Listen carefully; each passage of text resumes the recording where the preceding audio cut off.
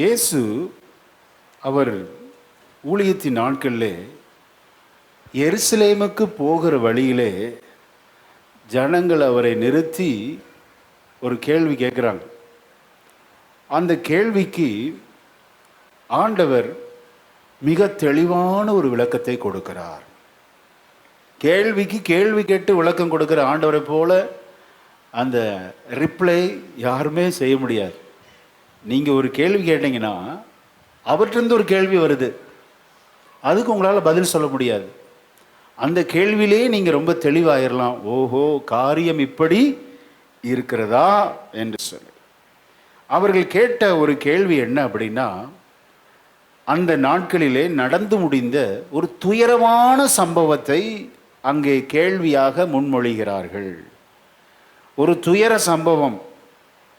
பொந்தியு பிலாத்து என்பவன் கலிலேயர்களை கொன்று அந்த இரத்தத்தை கலிலேயர்கள் பலி செலுத்தி கொண்டிருந்த போது அந்த பலி இரத்தத்தில் இவர்கள் இரத்தமும் கலந்தது.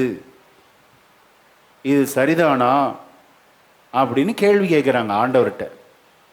அப்போ ஆண்டவர் நடந்த துயர சம்பவத்தை, அவர்கள் கேள்வி கேட்டதின் நோக்கத்தை அறிந்தவராய் பதில் சொல்லுகிறார். இங்கே ஒரு துயர சம்பவம் நடக்கிறது. அதே நாட்களில் இன்னொரு துயர சம்பவம் நடக்கிறது.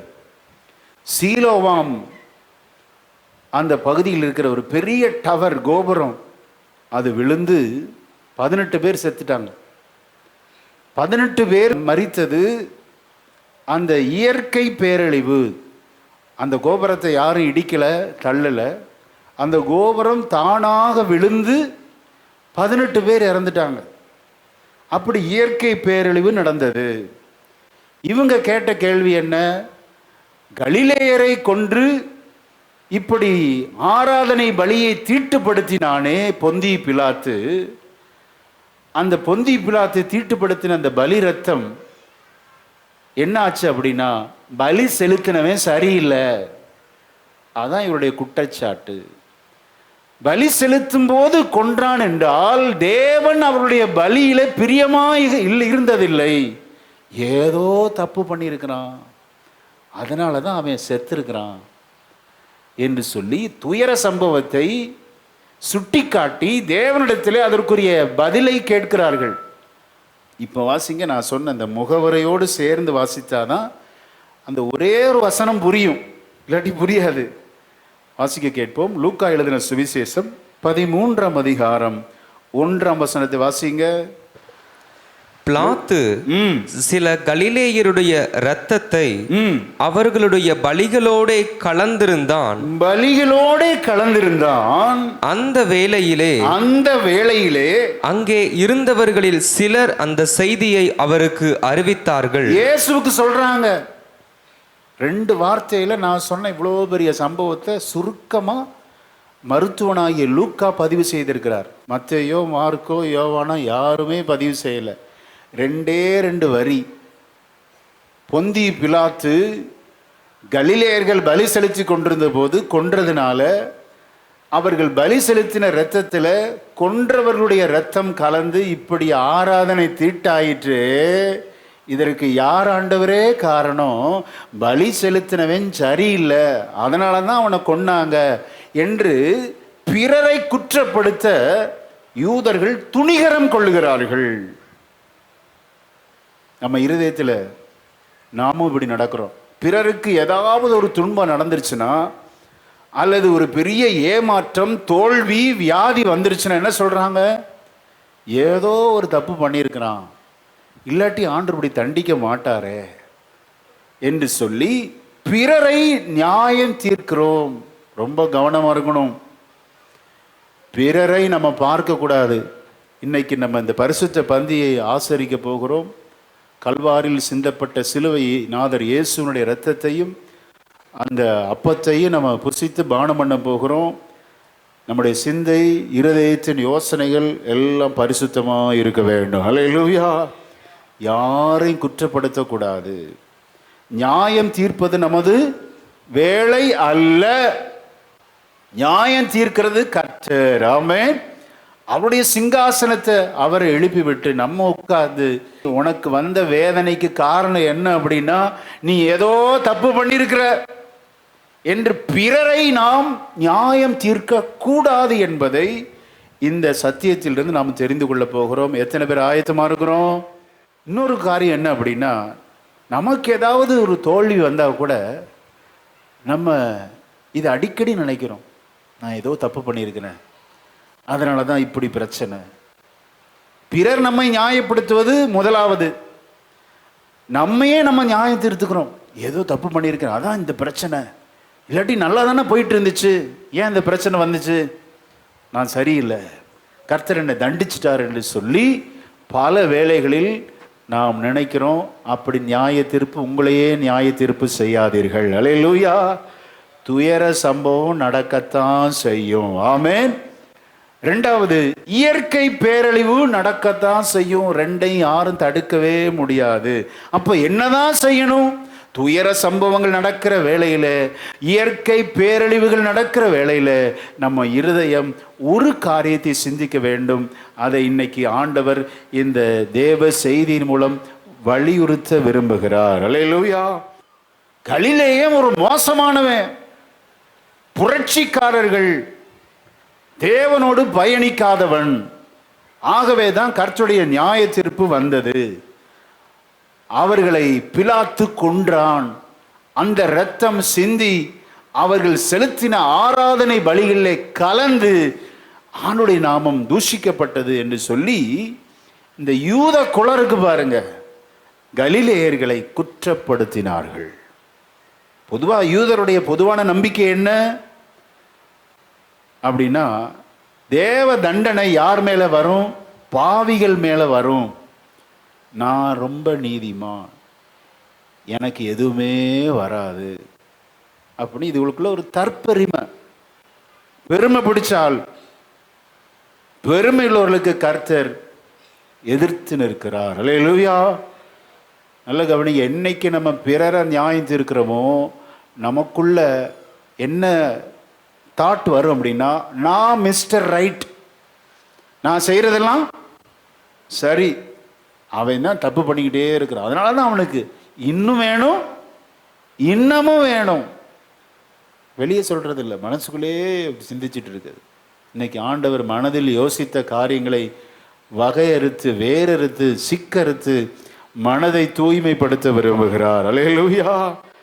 எலிப்பா சொல்றான் யோபுவை பார்த்து, நீ ஏதோ தப்பு பண்ணியிருக்கிற யோபு, அதனாலதான் உன் பிள்ளைய மரிச்சு போச்சு, உன் வேலைக்காரன் மரித்து போனார்கள், உன் ஆடு மாடு ஒட்டகங்கள் எல்லாம் ஒரே நாளில் அழிந்ததுக்கு காரணம் என்ன? உன் தீவினைகள், உன்னுடைய அநியாயம் அப்படின்னு எலிப்பாஸ் குற்றப்படுத்துறான். வாசிக்க கேட்போம். யோபு 4ஆம் அதிகாரம் 7ஆம் வசனம் 8ஆம் வசனம் வாசிக்க கேட்கலாமா? குற்றமில்லாமல் அழிந்தவன் உண்டோ? உண்டோ? சன்மார்க்கர் அதம் பண்ணப்பட்டது எப்போ?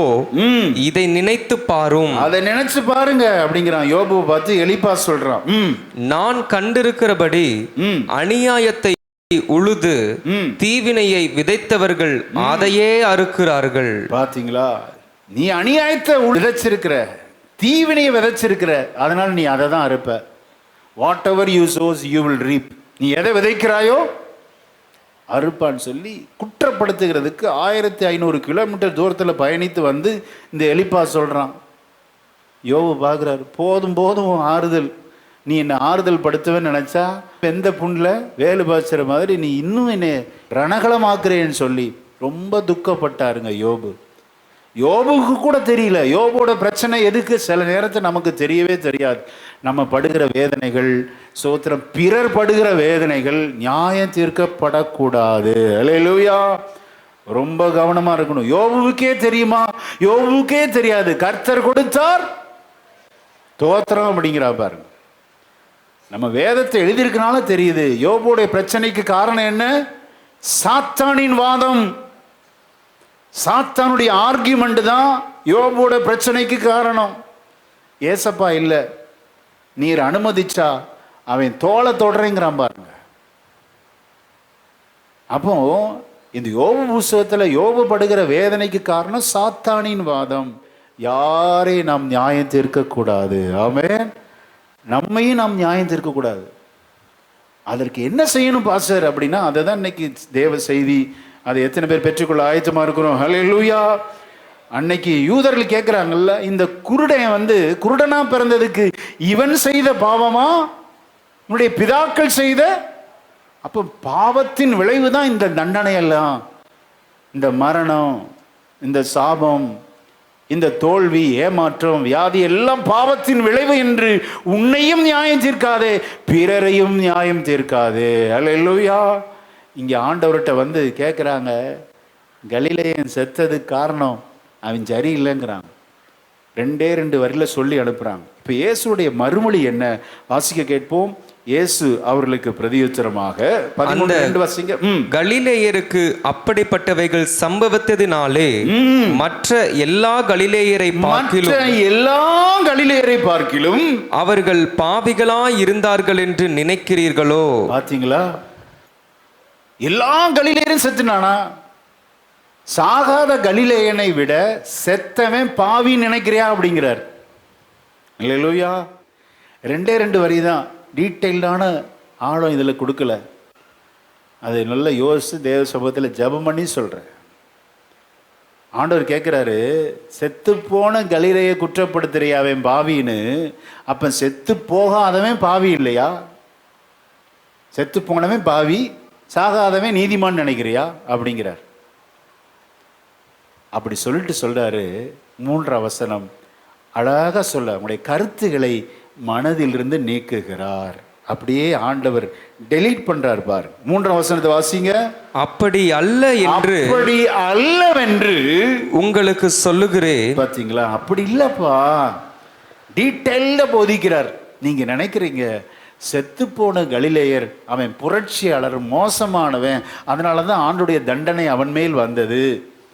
அப்படி அல்ல என்று தேவன் ஸ்தோத்திரம் மிக அழகாக எடுத்துரைக்கிறார். ஆமென். நீங்கள் பிறரை குற்றப்படுத்தியிருக்கலாம், அல்லது உங்களை நீங்களே குற்ற மனசாட்சியோடு வந்திருக்கலாம்.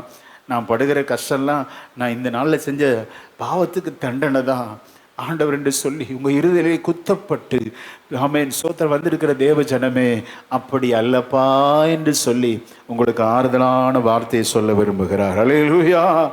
ஆமென். நீ படுகிற கஷ்டம், வியாதி, போராட்டம், வேதனை எல்லாமே பாவத்தினால் அல்ல. அதுக்காக நம்ம நீதிமானும் கிடையாது. கொரோனால இறந்தவங்கலாம் பாவியா? நம்மெல்லாம் கொரோனா 2வது அலையில் எஸ்கேப் ஆகியிருக்கோம். அப்போ நம்ம நீதிமானா? அப்படி ஒருபோதும் நியாயம் தீர்த்து விடக்கூடாது. ரொம்ப தெளிவாக சொல்கிறார். அப்படி அல்லவென்று உங்களுக்கு சொல்லுகிறேன். இன்னொரு சம்பவத்தை நான் சொன்னேன், மேலே சொன்ன இந்த 1ஆம் வசனம், இது ஒரு துயர சம்பவம். இப்போ இயற்கை பேரழிவை சொல்றார். கோபுரம் விழுந்து 18 பேர் செத்து போயிட்டான். இப்போ இவங்க ஒரு பிரச்சனையை சொல்றாங்க, ஏசப்பா ஒரு பிரச்சனையை சொல்றார். ஏசப்பா சொல்ற வசன வாசிங்க. 4ஆம் வசனத்தை வாசிக்கலாம். சீலோவாமிலே கோபுரம் விழுந்து, எருசலேமின் தெற்கு பகுதியில் அமைந்திருக்கிறது. சீலோவாமிலே கோபுரம் விழுந்து 18 பேரை கொன்றதே. 18 பேரை கொன்றதே. எருசலேமில் குடியிருக்கிற மனுஷரில் எல்லாரும் அவர்கள் குற்றவாளிகளாய் இருந்தார்கள் என்று நினைக்கிறீர்களோ? 18 பேர் செத்தவன் பாவியா, மீதி சாகாதவன் நீதிமான் நினைக்கிறீங்களா அப்படிங்கிறார். புரியுதுங்களா? இப்போ நமக்கு ஏதாவது ஒரு பிரச்சனை வந்துருச்சுன்னா பிசாசு நம்ம இருதயத்தை எப்படி தூண்டுவான்னா, நீ சரியில்லை, அதான் உனக்கு இந்த பிரச்சனை என்று குற்ற மனசாட்சியை கொடுத்து நம்மை குற்றப்படுத்தி சோத்திரம். ஒரு சிலர் பார்த்தீங்கன்னா கிறிஸ்துவை விட்டு பிரிந்தே போயிட்டாங்க. நீ ஆண்டவரை தேடிருக்க, சர்ச்சுக்கு போயிருக்கிற, ஆண்டவர் கொடுக்குற, உனக்கு இது வரலாமா? இப்படி அடிக்கடி இந்த நினைவு வந்தால் என்ன ஆகும்? நம்ம இருதயத்தில் ஒரு சலசலப்பு. ஆமாம்ல, நான் ஆண்டவர் எவ்வளோ தேடி இருக்கிறேன், ஆண்டவரை கனம் பண்ணி இருக்கிறேன், அதிகாலை ஜபத்துக்கெல்லாம் போயிருக்கிறேன், எனக்கு இந்த பிரச்சனை வரலாமா? நான் அப்போ பாவியா? ஆண்டவர் என்னை கைவிட்டுட்டாரா என்று கவலையோடு வந்திருக்கிற தேவ ஜனமே, இன்றைக்கு கர்த்தர் உங்களோடு பேசுகிறார். ஆமென். இதை சொல்லிட்டு இப்போ 3ஆம் வசனத்துல சொன்ன மாதிரியே சொல்றாரு பாருங்களேன். 5ஆம் வசனத்துல இந்த சீலோவும் கோபுரம் விழுந்து 18 பேர் செத்து போயிட்டாங்க பாருங்க. அவங்கள சொல்லிட்டு சொல்றாரு. 5ஆம் வசனத்தின் முதல் பகுதி வாசிங்க. அப்படி அல்லவென்று உங்களுக்கு சொல்லுகிறேன். அல்லேலூயா. இயற்கை பேரழிவு வரும், துயர சம்பவம் வரும். யாரையும் நியாயம் தீர்க்காதீங்க, உங்களை நீங்க குற்றப்படுத்தாதீங்க.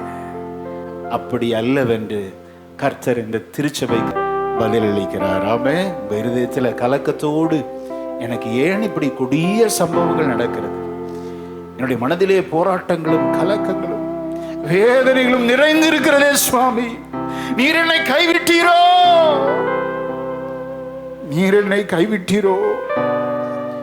உங்கள் கேள்விகளுக்கான பதில், ஆண்டவர் உங்களை கைவிடவே அல்ல. ஆமென். அப்படி அல்லப்பான்னு இன்னைக்கு விளக்கம் கொடுக்கிறார். எத்தனை பேர் ஏற்றுக்கொள்ள ஆயத்தமா இருக்கிறோம்? அல்லேலூயா.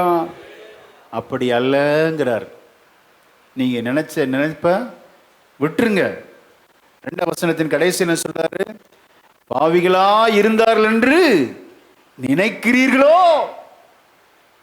4ஆம் வசனத்திலும் கடைசி குற்றவாளிகளா இருந்தார்கள் என்று நினைக்கிறீர்களோ. நினைவையே டச் பண்றாருங்க. தேவனுடைய வார்த்தை புறப்பட்டு வரும்போது ஆவியையும் ஆத்துமாவையும் 2ஆக பிரிக்கிற வார்த்தை. அல்லேலூயா. நம்ம எல்லாம் சரீரத்தை பார்க்குறோம், ஆவி ஆத்மா யாராவது பார்க்க முடியுமா? Can you see spirit and soul? பார்க்க முடியாது. ரெண்டும் 2.5 கலந்து இருக்கும். கர்த்தருடைய வார்த்தை தான் ஆவி ஆத்மாவை கூட அந்த யூவி லைட்டை விட பயங்கர வலிமையுடையது கர்த்தருடைய வார்த்தை. நீங்க நினைத்த நினைவுகளை கர்த்தர் அறிந்து உங்கள் நினைவுகளோடு கர்த்தர் இடைபெற்று கொண்டிருக்க நல்ல கரங்களை தட்டி கர்த்தரை வரவேற்கலாமா? ஓ சோத்திரம். நினைக்கிறீர்களோ? அப்படி அல்லவென்று உங்களுக்கு சொல்லுகிறேன். அல்லேலூயா. ஆமென். ஒரு சத்தியம் இப்படி நம்ம நியாயம் தீர்த்திடக்கூடாது. 2ஆவது சத்தியம், பிறரை நாம் குற்றப்படுத்தி விடக்கூடாது. அல்லேலூயா. ஒருபோதும் பிறரை நியாயம் தீர்த்து விடாதே. ஆமென். அப்படி பண்ணோம்னா அழிந்தே போவார் என்று வேதம் சொல்லுகிறது. அழிவு நிச்சயம். யாரையும் குற்றப்படுத்தக்கூடாது.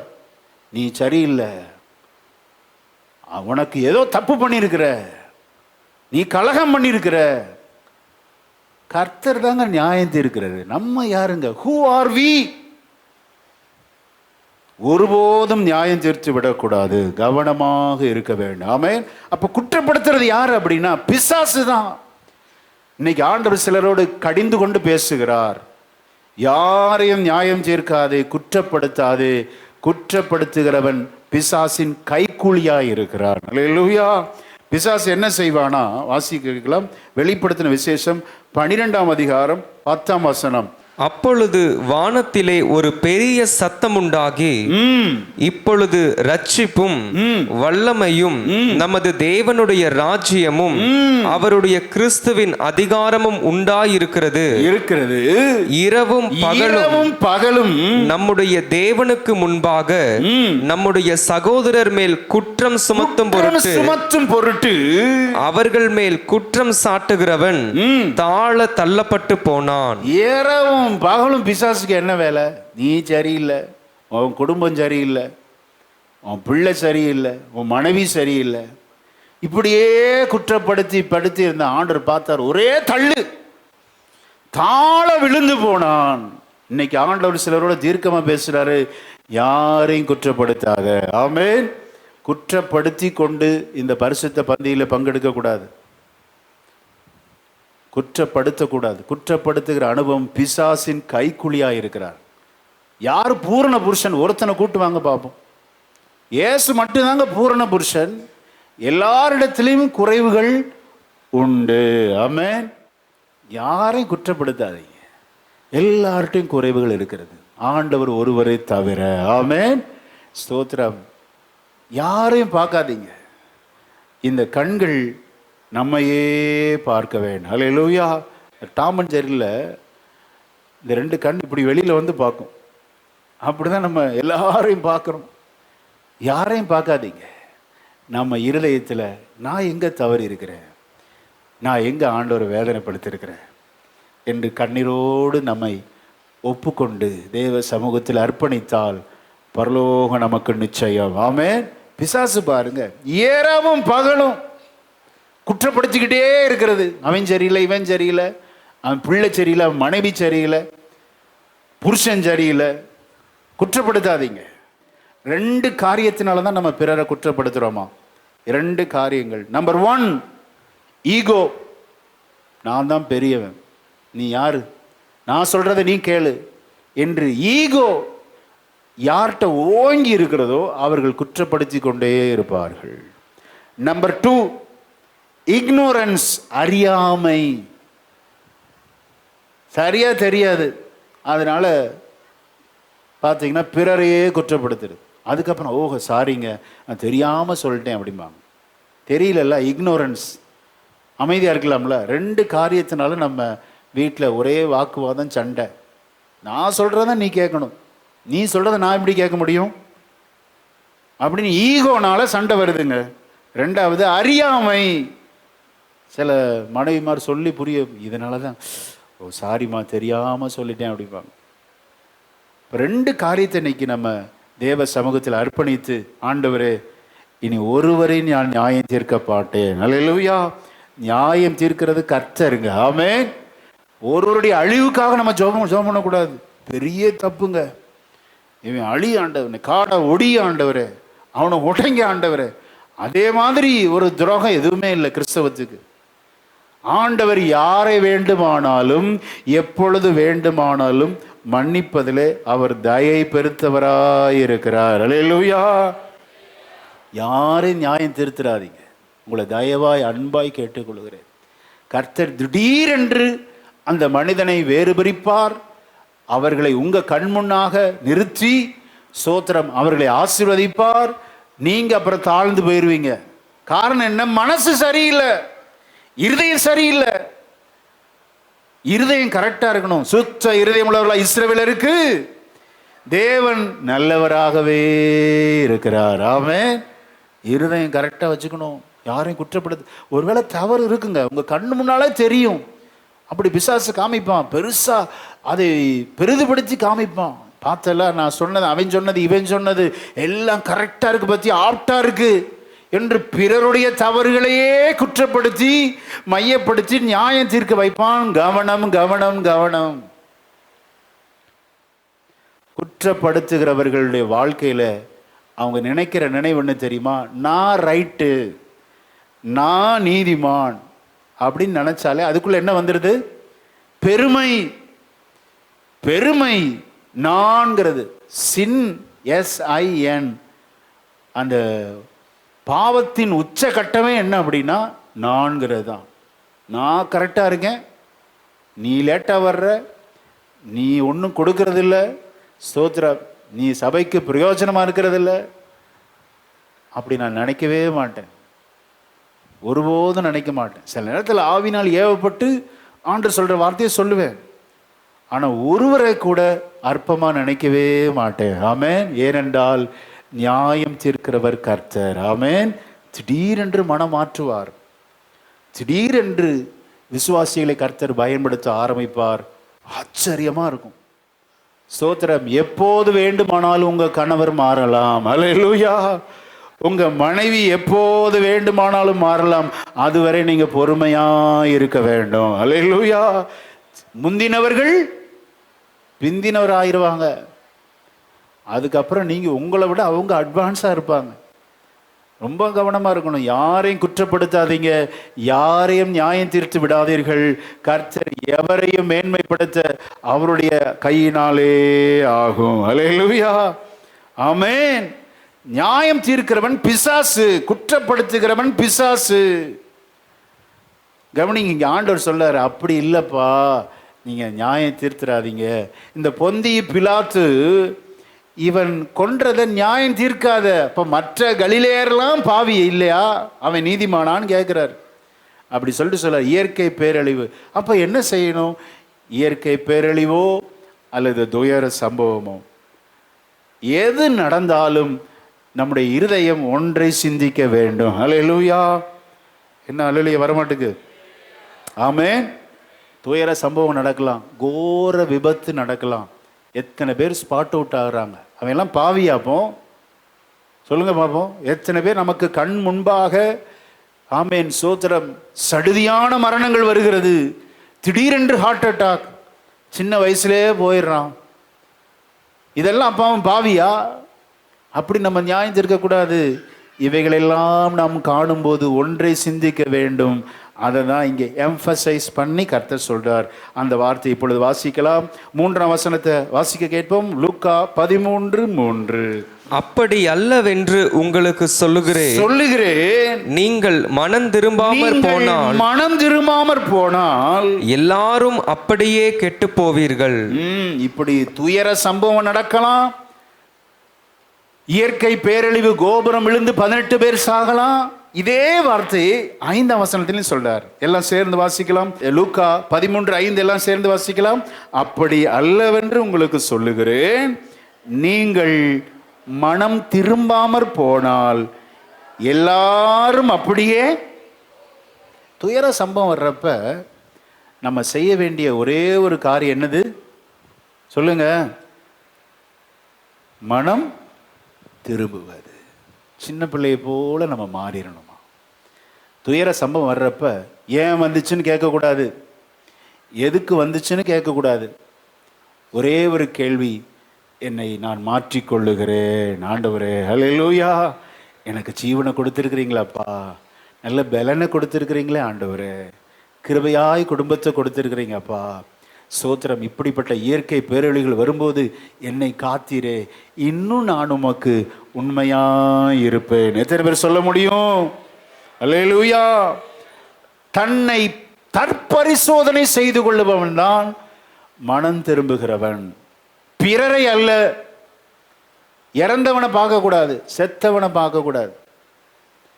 அவரவரை தற்பரிசோதனை செய்து இன்னும் நான் என்ன மனம் திரும்ப வேண்டும், இன்னும் நான் என்ன செய்ய வேண்டும் என்று ஒரு சிறு பிள்ளையை போல தத்தம் செய்கிறபடி அவர்களுடைய வாழ்வு நீடிச்சிருக்கும். ஆமென்.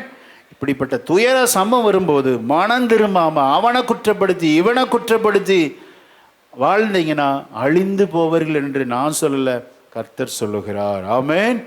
அப்படி அல்ல. எப்படி? நீ நியாயம் தீர்க்காத. நியாயம் தீர்க்கிறது ஏன் வேலை? உன் வேலை என்ன அப்படின்னா உன் மனதை நீ மாற்றிக்கொள்ள வேண்டும். ஹல்லேலூயா. ஆமென். மனதை மாற்றிக்கொள்ளலைன்னா வாழ்க்கை கசப்பாக இருக்குங்க. நான் ஏற்கனவே சொன்னேன், ஃப்ரிட்ஜ் வந்த புதுசில் எத்தனை பேர் ஏற்றுக்கிட்டாங்க? நிறைய பேர் ஏற்றுக்கல. ஃப்ரிட்ஜில் சாப்பிட்டா அது வரும் இது வரும், உடம்புக்கெல்லாம் கேடு. இப்போ எல்லார் வீட்லேயும் ஃப்ரிட்ஜ் இருக்கா இல்லையா? அந்த புதுசாக ஒன்று வந்த உடனே அது ஏற்றுக்க மனசே இல்லை. பட்டன் ஃபோன் வந்துச்சு, டச் ஃபோன் எத்தனை பேர் ஏற்றுக்கிட்டாங்க? இப்போ வர பார்த்தீங்கன்னா சில பட்டன் ஃபோன் தான் வச்சுருக்குறாங்க. மனதை மாற்றிக்கொள்ள விருப்பம் இல்லை, பழைய வாழ்க்கை தான். இதே இது உங்களுக்கு உதாரணத்துக்காக சொல்கிறேன். மனதை மாற்றிக்கொண்டால் வாழ்வு நிச்சயம். ஆமென். நீங்கள் மனம் திரும்பாமற் போனால் அப்படியே கெட்டு போவீர்கள். ரொம்ப அழகாக ஆண்டவர் எக்ஸ்பிளைன் பண்றார். வாழ்க்கை நிலையற்றது. அல்லேலூயா. ஆண்டவர் சொல்ற கருத்து பாருங்களேன், எவ்வளோ அழகாக சொல்றார். அப்படி இல்லைப்பா, நீ நினைக்கிற மாதிரி நியாய தீர்ப்பு செய்யாத, ஒன்று செய். இப்படி தீ விபத்தை பார்க்குறப்ப, கோர விபத்து, கொடிதானவைகள் சம்பவிக்கும் போது, சோத்திரம், ஹார்ட் அட்டாக் பார்க்கும்போது, இதெல்லாம் பார்க்குறப்ப நினைக்கணும், இன்னும் நான் என்னை மாற்றிக்கொள்ளுகிறேன் ஆண்டவரே. அல்லேலூயா. உன்னையும் குற்றப்படுத்தாத, பிறரையும் குற்றப்படுத்தாத. குற்றப்படுத்துகிறது சாத்தானின் வேலை. நம்முடைய வேலை என்ன இருக்கணும் அப்படின்னா, அவன் தன்னை அவன் தற்பரிசோதனை செய்து கொள்ள கர்த்தர் நம்மை அழைக்கிறார். எத்தனை பேர் ஆயத்தமாக இருக்கிறோம்? அல்லேலூயா. இதை செய்யாதவங்க எப்படிப்பட்டவங்க அப்படின்னா, நான் ரைட்டுன்னு நினைக்கிறவங்க, நான் சரியாக தான் இருக்கிறவன் நினைக்கிறவங்க. சில வீட்டுக்கு வந்தால் குற்றம் கண்டுபிடிப்பாங்க, இது சரியில்லை அது சரியில்லை இப்படி சரியில்லை. ஆனால் அவங்க வீட்டுக்கு போனால் பாத்ரூம் பார்த்தா தான் தெரியும், ஐயோ இப்படி கேவலமாக வச்சுட்டு நம்ம வீட்டை வந்து என்ன குறை சொல்லுது பாரு இந்த கேஸு. பிறரை குற்றம் சொல்கிற ரெடி, ஆனால் தன்னை தற்பரிசோதனை செய்ய விருப்பமே இல்லை. கவனமாக இருக்கணும். பிறரை பார்க்கிற அந்த வழக்கத்தை விட்டு விடு. ஆமென். நாம் நம்மை கவனித்து எங்கே தவறி இருக்கிறோம், மனம் திரும்பினால் நமக்கு நித்திய வாழ்க்கை. அல்லேலூயா. மனம் திரும்பாவிட்டால் அழிவு. ரொம்ப கவனமாக இருக்கணும். அப்போ என்ன செய்யணும் அப்படிங்கிறாரு அப்படின்னா, இந்த இயற்கை பேரழிவை சொல்லிட்டு ஒரு பேரபிள் சொல்றார், ஓமையை சொல்றார். அந்த ஓமையை வாசிக்க கேட்போம். எத்தனை பேர் கேட்க ஆயத்தமாக இருக்கிறோம்? சத்தம் வரல. அல்லேலூயா. ஒரு ஓமையின் மூலம் இந்த மனம் திரும்புவது எப்படி அப்படிங்கிறத ரொம்ப அழகாக சொல்றார். 6ஆம் வசனத்தை வாசிக்கலாம். அப்பொழுது அவர் ஒரு உவமையையும் சொன்னார். ஒருவன் தன் திராட்சை தோட்டத்தில் ஒரு அத்திமரத்தை நட்டிருந்தான். ஒரு அத்திமரத்தை நட்டிருந்தான். அவன் வந்து அதிலே கனியை தேடின போது ஒன்றும் காணவில்லை. ஒன்றும் காணவில்லை. இந்த தோட்டக்காரன், இந்த ஒருவன்கிறது பிதாங்க. பிதா அவர் தான் நமக்கு உரிமையாளர். அவர் நம்மை சபையிலே வேரூன்றி வச்சிருக்கிறார். நல்ல கவனிங்க. ஆழமான சத்தியம் சுருக்கமாக சொல்லி முடிக்க விரும்புகிறேன். இந்த இடத்தில் நம்ம ஒரு அத்திமரமாக வைத்திருக்கிறார். திருச்சபையாகட்டும், குடும்பமாகட்டும், தனிப்பட்ட வாழ்க்கையாகட்டும், இந்த அத்திமரத்திற்கு ஒப்பனையாய் ஒவ்வொருவரும் இருக்கிறோம். நீங்களாகட்டும், ஒரு பாஸ்டராகட்டும், ஒரு சபையாக இருக்கட்டும், குடும்பமாக இருக்கட்டும், குடும்பத்தில் ஒவ்வொரு அங்கத்தினரும் இந்த அத்திமரத்திற்கு சமமானவர்கள். அந்த ஒருவன் என்று சொல்லப்பட்டது பிதாவை குறிக்கிறது. பிதா வந்து அடிக்கடி நம்மளை விசிட் பண்ணி பார்ப்பார். என்ன பார்க்குறாரு? அத்திமரத்தில் கனிகள் இருக்கிறதா தேடி பார்க்குறார். கனி இருந்துச்சுன்னா எவ்வளோ சந்தோஷப்படுவார். ஒரு உபவாச ஜபத்தில் சொன்னேன், பின்னால் ஒரு கொய்யா மரம் இருக்குது, அடிக்கடி போய் பார்ப்பேன். அந்த கொய்யா மரம் ரொம்ப டேஸ்ட்டாக இருக்குங்க, ரொம்ப டேஸ்ட்டாக இருக்கும். ஆக இது கனி விட்டுருக்கான்னு சர்ச்சுக்கு வர்றப்பெல்லாம் போய் பார்ப்பேன். தோட்டக்காரர் வந்து நம்ம ஆண்டவர் பார்க்குறார். இவனை சிருஷ்டிச்சோமே, இந்த குடும்பத்தில் ஒரு மகளாக வைத்தோமே, இவனுக்கு மனைவியாக கொடுத்தோமே, இவனுக்கு புருஷனாக கொடுத்தோமே, இந்த திருச்சபையில் இந்த குடும்பத்தை அங்கத்தினார வைத்திருக்கிறோமே. பிதா வந்து அடிக்கடி நம்மை விசிட் பண்ணுவார். அல்லேலூயா. நமக்குள்ளே கனிகள் இருக்க வேண்டும். கனி இல்லாத ஜீவியத்தை கர்த்தர் விரும்புவதே இல்லை. கனி இருக்கான்னு பிதா பார்க்குறார், செக் பண்ணுறாரு. செக் பண்ணி பார்த்தா அடுத்த வசனத்தை வாசிக்கலாம். 7ஆம் வசனத்தை வாசிங்க. அப்பொழுது அவன் தோட்டக்காரனை நோக்கி, இதோ 3 வருஷமாய் இந்த 3 வருஷமா வந்து பார்த்துட்டு கனியை தேடி வருகிறேன், ஒன்றையும் காணவில்லை. இதை வெட்டி போடு, இது நிலத்தையும் ஏன் கெடுக்கிறது என்றான். நிலத்தையும் ஏன் கெடுக்கிறது? மற்றவனையும் வளர விட மாட்டேங்கிறான், இவனும் வளர விட மாட்டேங்கிறான். தாய் தகப்பனுக்கு பிரயோஜனம் இல்லாதவன், குடும்பத்திற்கு பிரயோஜனம் இல்லாதவர்கள் என்று பிதா முடிவெடுக்கிறாரு. அங்க தோட்டக்காரனை பார்த்து சொல்றாரு, இந்த அத்தி மரத்தை வெட்டியிருப்பா. நான் 3 வருஷமா தேடி வந்து பார்க்கிறேன், ஒரு கனி இல்லை, சும்மா இருக்கு, இடத்தை அடைத்து கொண்டிருக்கிறது. மற்றவர்களுக்கு வந்து சேர வேண்டிய உரத்தையும் இது உறிஞ்சி கொண்டிருக்கிறது, யூஸ்லெஸ் என்று பிதா ஒரு முடிவெடுக்கிறார். என்ன முடிவு அப்படின்னா, அதை வெட்டி போடு அப்படிங்கிறார். கவனிங்க, இப்பதான் தோட்டக்காரன் பேசுறான். தோட்டக்காரன் யாரை குறிக்கிறது என்றால் இயேசு கிறிஸ்துவை குறிக்கிறது. இயேசு கிறிஸ்து உங்களுக்காக எனக்காக பரிந்து பேசி கொண்டிருக்கிறார். அல்லேலூயா. பிதாவின் வலது பார்சத்தில் உட்கார்ந்து ஒவ்வொரு தடவை நம்ம தப்பு பண்றப்ப, இந்த ஒரு தடவை விட்டுருங்களேன் ப்ளீஸ். இதை நான் அடிக்கடி வாலிபத்திலையும் இப்போவும் சரி, சின்ன சின்ன தவறு பண்ணுறப்ப பிழை இருக்க தான் செய்யும். ஏதோ அவசரத்தில் ஏதாவது நம்ம பேசிடுவோம், பண்ணிடுவோம், பிழை வந்துடும், தவறு வந்துடும். அப்போ இந்த வசனத்தை அடிக்கடி நினைப்பேன். இப்போ எனக்காக ஆண்டவர் பிதாவிட்ட பரிந்து பேசிகிட்டு இருப்பாரு, இந்த ஒரு டைம் விட்டுருங்க ஆண்டவர், உங்கள் பேரை போட்டுக்கோங்க, இன்னைக்கு ஆண்டவர் உங்களோட பேசுகிறார். இந்த மகனுக்கு இந்த மகளுக்கு கொஞ்சம் எக்ஸ்டென்ஷன் கொடுப்போம் ஆண்டவரே, வெட்டி போட்டுற வேண்டாம். அவனை யூஸ்லெஸ் சொல்லாதீங்க, அவனுக்கு ஒரு சான்ஸ் கொடுங்க ஆண்டவரே. ஒரு வாய்ப்பு கொடுக்க மாட்டீங்களா என்று பிதாவின் வலது பாரசத்திலிருந்து இன்றைக்கும் சபைக்காக கர்த்தர் பரிந்து பேசி கொண்டிருக்கிறார். அல்லேலூயா. அந்த பரிந்து பேசினால்தான் இன்னைக்கு நீங்க வந்திருக்கிறீங்க. ஆமென், ஸ்தோத்திரம். ஒரு சிலரோடு கர்த்தர் தீர்க்கமாக இடைபெற்று கொண்டிருக்கிறார்.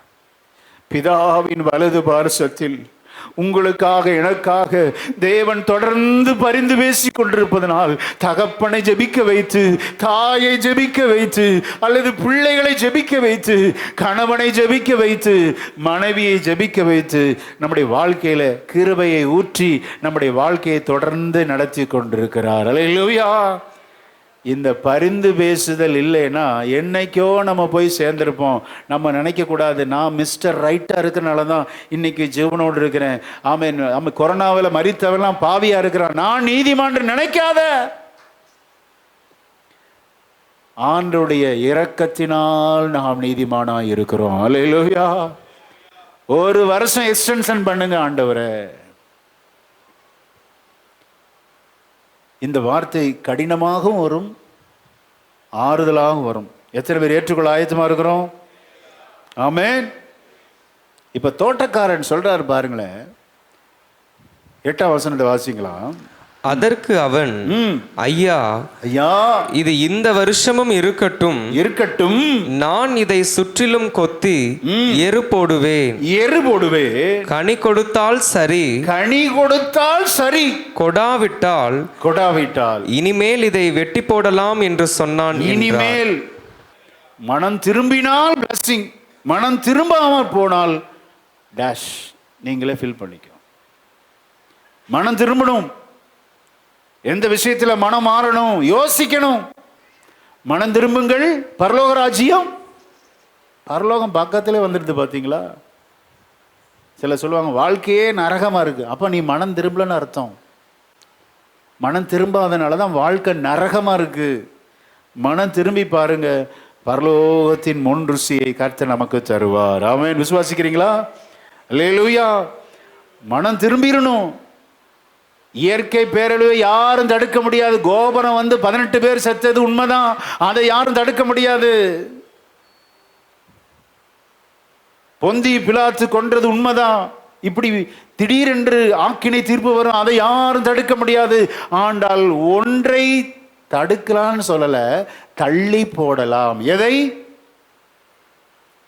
மனம் திரும்பினால் தேவனுடைய நியாய தீர்ப்பை ஒரு வருஷம் தள்ளி போடலாம். நமக்கு தெரியும், ஒரு வருஷம் நாங்க 40 வருஷம் தள்ளி போட்டார். யூத மனுக்குலம் ஆண்டவரை ஏற்றுக்கொள்ளல.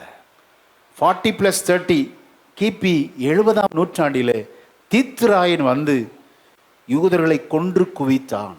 எருசலேம் பட்டணத்தை தீக்கிரையாக்கினான். நியாய தீர்ப்பு ஒரு வருஷம் சொல்லியிருக்கிறாரு, ஒரு வருஷத்தில் பண்ணல ஆண்டவர். 40 years எக்ஸ்டெண்ட் பண்ணார். 40 வருஷம் எக்ஸ்டெண்ட் பண்ணாலும் இந்த யூதர்கள் இயேசுவை மேசியாவை ஏற்றுக்கொள்ளல. விளைவு தீத்துராயன் வந்து யூத குலத்தையே முடிச்சு கட்டிட்டாங்க. நல்ல ஒரு சத்தியத்தை இன்னைக்கு மனசுல பதிய வைக்கணும். தேவனுடைய நியாய தீர்ப்பை தடுக்க முடியாது, தள்ளி போட முடியும். அல்லேலூயா. எப்பொழுது? மனம் திரும்பினால். ரிப்பன்டன்ஸ். ஆண்டவரே, என்னிடத்தில் என்ன குறை இருக்கு சுவாமி? நான் எங்கே தவறி இருக்கிறேன்? நான் எங்கே உம்மை வேதனைப்படுத்தியிருக்கிறேன்? என்ன மன்னிங்க ஆண்டவரே என்று எத்தனை பேர் கேட்க ஆயத்தமா இருக்கிறோம்? நீங்களும் நானும் இருப்பது தேவனுடைய கிருபையின் காலத்தில். ஆமென். ஸ்தோத்திரம். இந்த காலத்தை அற்பமா எண்ணாதீங்க. இந்த காலத்துல நீங்க தேவனை துக்கப்படுத்தக்கூடாது, தேவனை வேதனைப்படுத்தக்கூடாது. ஆமென். அல்லேலூயா. தேவனுக்கு பிரியமாய் நான் நடக்கிறேனா? அவரவரை அப்பப்ப தற்பரிசோதனை செய்யணும்.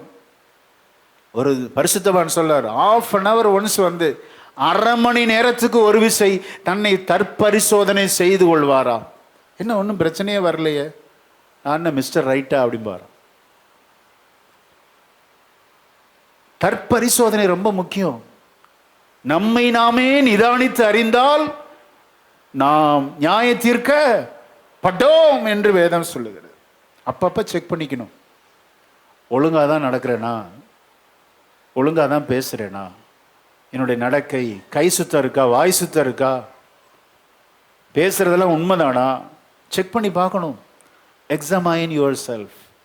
உங்களை நீங்களே ஆராய்ந்து பார்த்தால் நாம் நியாயம் தீர்க்க பட்டோம். அப்படின்னு என்ன அர்த்தம்? நமக்கு பிளெஸ்ஸிங்கை கர்த்தர் வைத்திருக்கிறார். அல்லேலூயா. ஒரு பிளெஸ்ஸிங்க்கு நேராக கர்த்தர் உங்களை அழைக்கிறார். ஆமென். நீங்கள் அழிந்து போவது தேவ சித்தம் அல்ல. ஆமென். அல்லேலூயா. ஒன்றே ஒன்று செய்ய வேண்டும், மனம் திரும்ப என்னை அர்ப்பணிக்கிற சுவாமின்னு சொல்லி எத்தனை பேர் அர்ப்பணிக்க ஆயத்தமா இருக்கிறோம்? அல்லேலூயா. இன்றைக்கும் பிதாவின் வலது பாரசத்திலிருந்து நமக்காக பரிந்து பேசுகிற மத்தியஸ்தர் ஒருவர் இருக்கிறார். அல்லேலூயா. ஆமென்.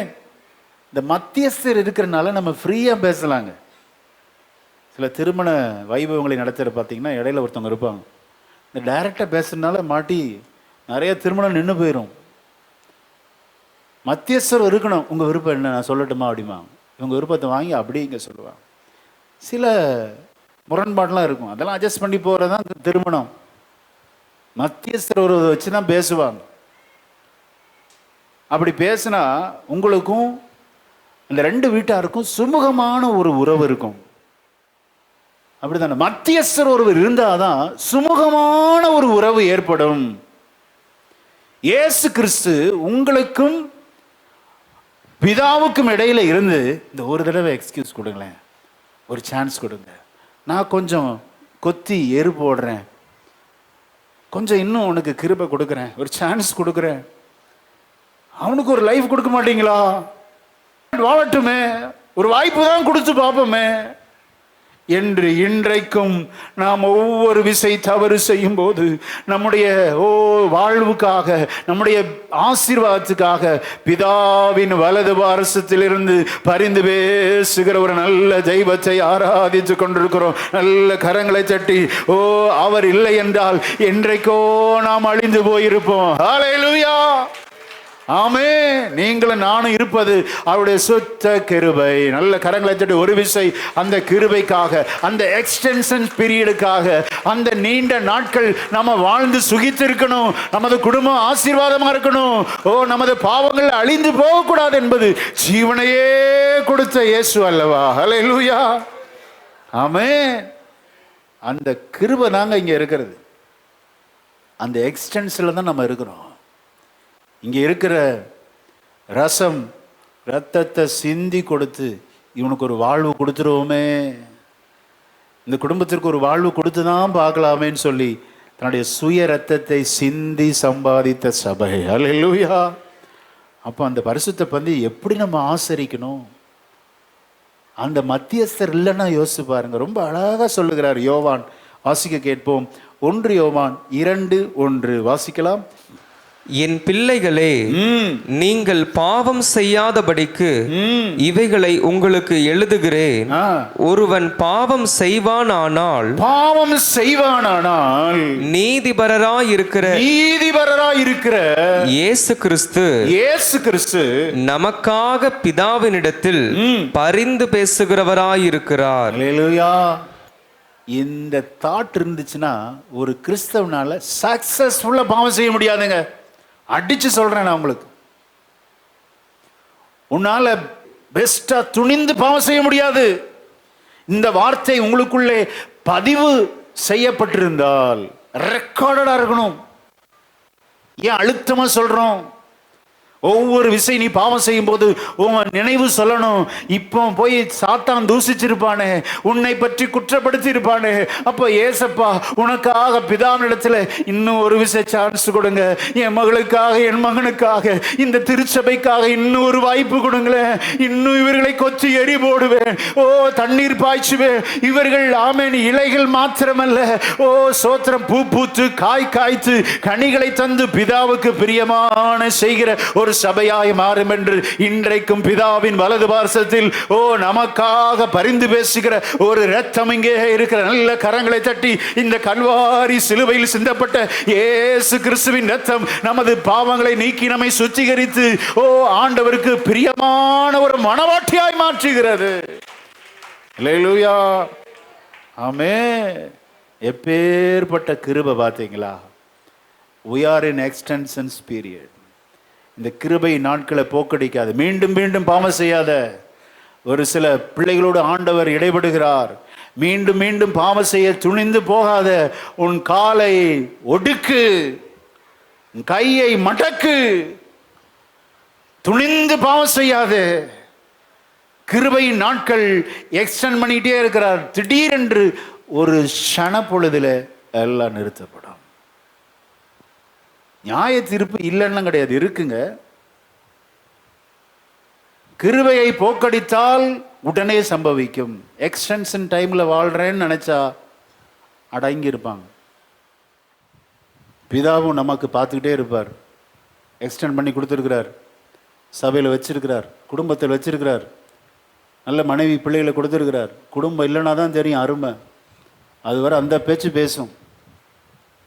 சபை இல்லைன்னா தான் தெரியும் அந்த அருமை. கவனமாக இருக்கணும். அல்லேலூயா. we are in grace time. never forget. துணிந்து பாவம் செய்யக்கூடாது. உடக்கமாக இருந்தால் இந்த கிருபை எக்ஸ்டெண்ட் பண்ணி ஆண்டவர் மீண்டும் உங்களை தேடி வருவார். கனி இருக்கான்னு பார்ப்பார். அல்லேலூயா. கனி இல்லைன்னா வெட்டி போடுவார். ஜாக்கிரதையாக இருக்கணும். இந்த கனி ரெண்டு காரியத்தை குறி. கனினா என்ன?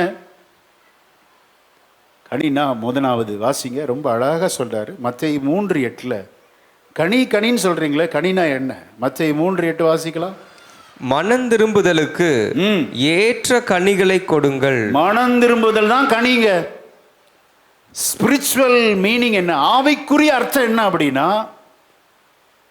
பழைய வாழ்க்கை வாழக்கூடாது, புது சிருஷ்டியா ஆண்டவருக்கு இன்னும் என்னை தாழ்த்தினேன் ஆண்டவரே.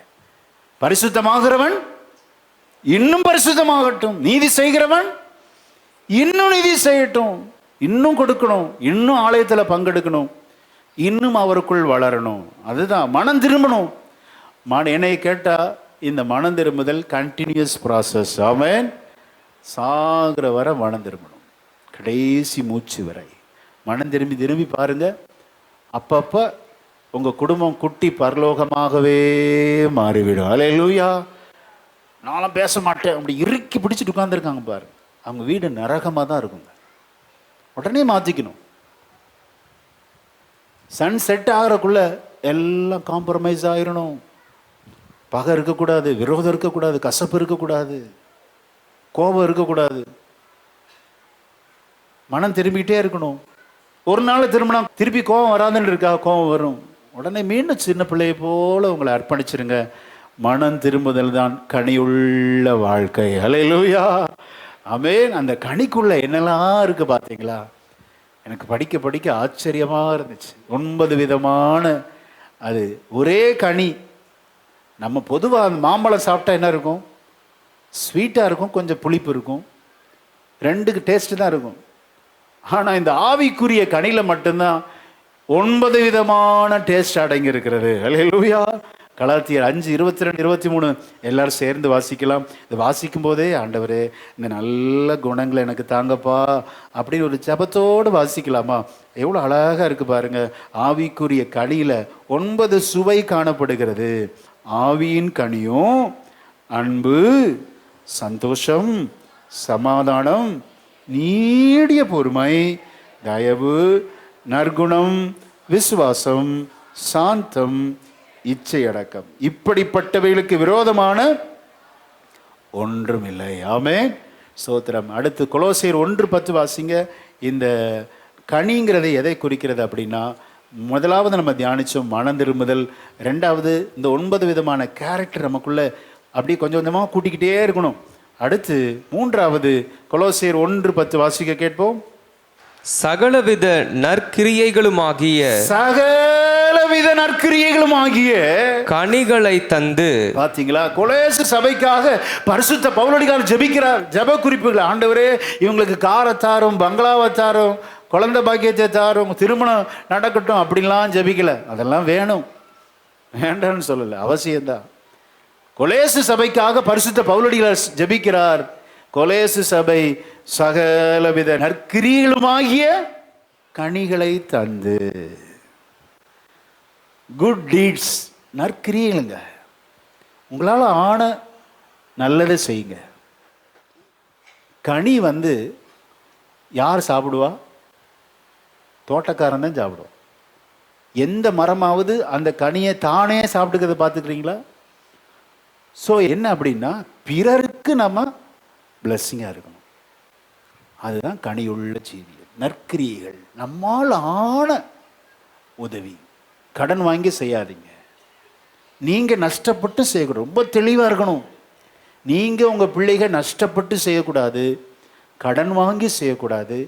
உங்களால் பிறருக்கு ஆனவைகளை செய்யும்போது நற்கிரியைகள் வெளிப்படும். ஆமேன், ஸ்தோத்திரம். அதை ஜெப குறிப்பாக சொல்றாரு கொலேசு சபை. கொலேசு சபை நற்கிரியில வளரட்டப்பா, அதுதான் கனியுள்ள வாழ்க்கை. ஆமேன். ஆக இன்னைக்கு நம்ம ஒரு காரியத்தை நம்ம யோசிச்சு முடிக்க போகிறோம். துயர சம்பவம் நடக்கும், அதை யாரும் தடுக்க முடியாது. திடீர்னு ராஜாக்கள் எழும்புவார்கள், கொலை செய்வார்கள், அப்பாவி மக்களை படுகொலை செய்வார்கள். அப்ப யாரையும் நியாயம் திருச்சி விடாது, அது யாரும் தடுக்க முடியாது. திடீரென்று இயற்கை பேரழிவுகள், ஆபத்து, விபத்து, சடுதியான மரம் எல்லாம் வருங்க. இந்த 18 பேர் பாவம் செஞ்சானா? அதான் ஆண்டவர் கேட்கிறார், 18 பேர் பாவியா? சாகாதவன் நீதிமானா அப்படிங்கிறார். இல்ல, துயர சம்பவத்தை தடுக்க முடியாது, இயற்கை பேரழிவை தடுக்க முடியாது, ஆக்சிடென்ட்டை தடுக்க முடியாது. திடீரென்று ஒரு சொடுக்கில மரணம் வரும். ஜாக்கிரதை. இவைகளெல்லாம் சம்பவிக்கும் போது ஒன்றை நாம் செய்ய வேண்டும், மனம் திரும்ப வேண்டும். அல்லேலூயா. மனம் திரும்புதல் என்றால் என்ன? நம்பர் 1 என்ன சொன்னேன்?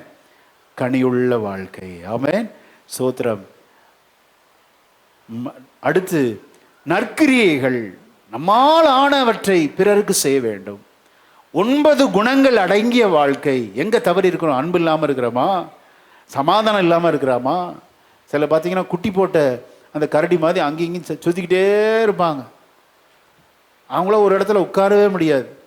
சமாதானம் உள்ள வாழ்க்கை, சந்தோஷமான வாழ்க்கை, நீடிய பொறுமை, தயவு, அன்பு, இரக்கம், சமாதானம், அல்லேலூயா, சாந்தம், இச்சை அடக்கம், செல்ஃப் கண்ட்ரோல். இச்சை அடக்கணும், நம்முடைய ஆசை விருப்பங்களை அடக்கி பழகணும்.